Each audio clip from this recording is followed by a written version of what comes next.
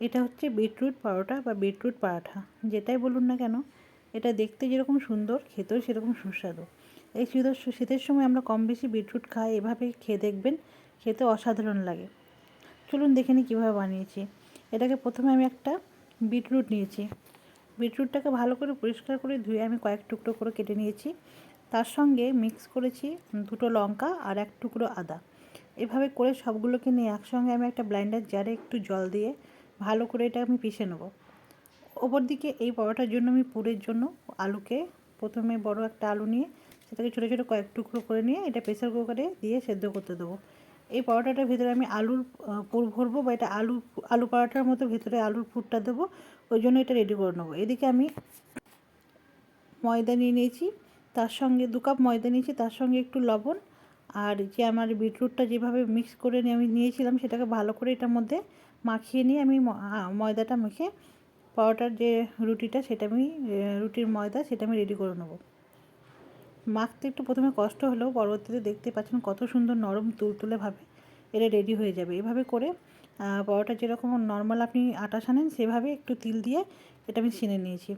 অপরদিকে পুরের জন্য যে আলুটা রেডি করেছিলাম সেদ্ধ হওয়ার জন্য দিয়েছিলাম, সেটার মধ্যে আমি ধনেপাতা, পেঁয়াজ কুচি, একটু লঙ্কা, লবণ আর জিরে গুঁড়ো দিয়ে ভালো করে আমি এটা মিক্স করে নেবো এবং পুরটা রেডি করে নেবো। রেডি হয়ে গেছে আমার পুর। এবার আমি পরোটাটা বানিয়ে নেবো। তার জন্য প্রথমে যে আটাটা রেডি করেছিলাম সেটাকে ভালো করে হাতে করে মুলে নরম করে নিয়ে এটাকে আমি একটা বেলনা দিয়ে একটু বড় করে ছোটো করে বেলে নেবো। বেলে নেওয়ার পর ওটার মধ্যে আমি পুরটা ঢুকিয়ে দিয়ে যেরকমভাবে আমি আলুর পরোটা বানাই ঠিক একইভাবে এভাবে আমি পরোটাটা বানিয়ে নেব। এভাবে আমি পরোটাটা একটু সামান্য বেলে এর মধ্যে পুরটা দিয়ে ভালো করে এটা মুখটা লক করে দিয়ে এটা খুব নরম করে খুব সাবধানে বেলবো যেন এটা ফেটে না যায়। একটু ময়দাটা বেশি লাগে, ময়দাটা বেশি দিলে কি হয়, এটা সহজে ফাটে না, এটা স্প্রেড হতে সুবিধা হয়। এবার আমি এটাকে খুব সাবধানে বেলে নেবো। খেয়াল রাখতে হবে যেন চারিদিকটা ফেটে না যায়।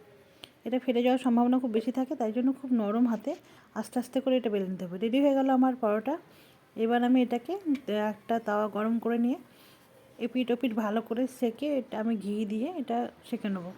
ঘি দিয়ে এটা খুব ভালো হয়, আপনি চাইলে তেল বা সাদা তেল যে কোনো কিছু দিয়েই এটা সেঁকতে পারেন, কিন্তু ঘি দিয়ে টেস্টটা খুব ভালো আসে বলে আমার মনে হয়, তাই আমি এটা ঘি দিয়েই করি। ঘি দিয়ে অসাধারণ লাগে খেতে। দেখতে পাচ্ছেন দেখতে কত সুন্দর হয়েছে, বাচ্চারা এমনি খেয়ে নেয়। আর বিটরুট খাওয়ানোর এটা একটা সহজ পদ্ধতি, আপনি বাচ্চাদেরকে এভাবে দিলে ওরা খুব সহজেই খুশি মনে খেয়ে নেবে। এর মধ্যে আমি 1 চামচ পরিমাণ ঘি দিয়ে এপিট ওপিট করে ভালো করে এটা সেঁকে নেবো। আসলে আমরা মায়েরা চেষ্টা করি বাচ্চাদেরকে সিজনাল সবজিগুলো কীভাবে খাওয়ানো যায়, তার জন্যই নতুন নতুন উপায়গুলো বের করা হয়। যাদের বাড়িতে বাচ্চা আছে তারা প্রত্যেকটা মায় আমার মনে হয় এভাবে এক্সপেরিমেন্ট করে আর নতুন নতুন যে সিজনাল সবজিগুলো থাকে সেগুলো তাদেরকে খাওয়ায়। আমার তো তাই মনে হয়, কারণ আমার বাড়িতে 2টো বাচ্চা আছে, আমি তাদেরকে খাওয়ানোর জন্য অনেক পরিশ্রম করি। অনেকেই আমাকে দেখে হাসাহাসি করে, কিন্তু আমার কাছে এটা খুব সুখের।